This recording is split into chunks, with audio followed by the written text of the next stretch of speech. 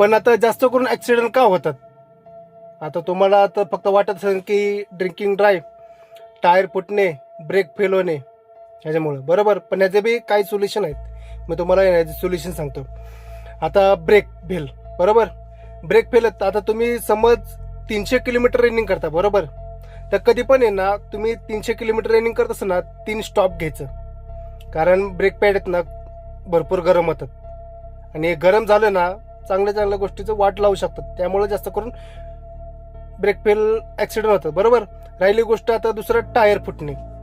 कारण आता टायर फुटल्यावर गाडी कंट्रोल होत नाही, त्यात बी जास्त करून ॲक्सिडेंट होतात. पण भाऊ मी तुम्हाला खरं सांगतो, जेव्हा तुम्ही आता ह्याच्यात बी सेम मुद्दा आहेत. कारण जेव्हा बी 300 किलोमीटर तुम्ही रनिंग करता ना, तेव्हा त्याच्यात बी तुम्हाला 3 स्टॉप घेणे म्हणजे गरजेचं आहे. कारण टायर जेव्हा तुम्ही गाडी चालवता ना, मग तुम्हाला माहीत नाही की टायरची हवा किती आहे काय, पण जेव्हा रनिंग करतो ना आपण तेव्हा टायरची हवा ऑटोमॅटिक वाढते. कारण आता जे आता नवीन लेटेस्ट गाड्या आहेत ना त्यांच्यामध्ये दिसतं, तुमच्या आता गाडी सकाळी तुम्ही 35% हवा भरली ना, तुम्ही 100 किलोमीटर रनिंग करा, त्या 36पर्यंत हवा जाते.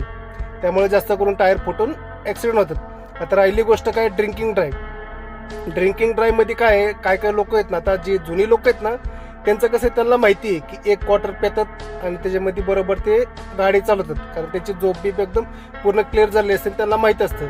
पण आताची पोरं काय करतात, जास्त नाही का जास्त दारू पेतात की मला चढली नाही मला अजून प्यायची. त्यामुळं त्यांना चालता चालता झोप वगैरे लागून ॲक्सिडेंट होतात. आणि मेन मुद्दा म्हणजे काय माहिती आहे का, कधी पण आहे ना सकाळचं पहाटेचं कधी ड्रायव्हिंग करायची नाही. कारण आहे ना तुम्ही ऑब्झर्व करा, कधी पण जेव्हा शेजारचा माणूस एखादा झोपला बिपला असेल ना, आळस तुम्हाला पण येते, त्यामुळं डुलकी तुम्हाला लागतेच. राहिली गोष्ट दुसरा मेन मुद्दा म्हणजे आता तुम्ही म्हणत असेल की अरे माझी झोप बी पूर्ण झाली, मी चालू शकतो, तर तसं कधीच जायचं नाही. कारण काय, समोरचा माणूस तो डुलकीमध्ये ते तुमचा कार्यक्रम करू शकतो.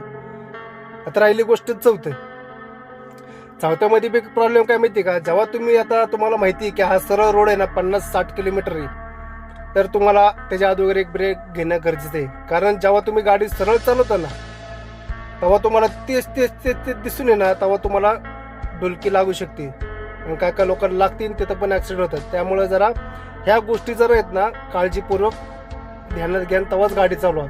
त्यामुळं पूर्ण झोप घ्या आणि त्याच्यानंतर गाडी चालवा आणि लोकांना शेअर करा आणि जाता व्हिडिओला लाईक आणि फॉलो करा. धन्यवाद.